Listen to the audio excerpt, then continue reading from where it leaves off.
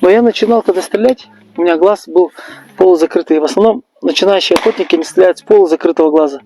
Но по мере возрастания их навыков они открывают глаза, и когда приклад у них сидит на месте, ну, как я его называю, тестом или водой, который принимает любую форму, да, как говорил Брюс Ли. То есть где-то он увеличивается, где-то меньше.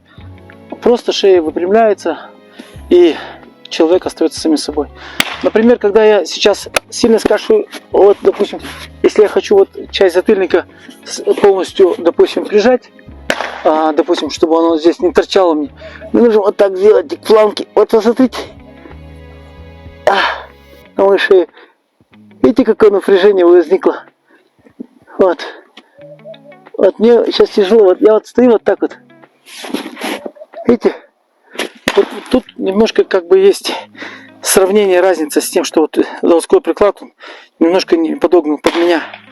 Поэтому первое, ребята, это обязательно стойка. Стойка.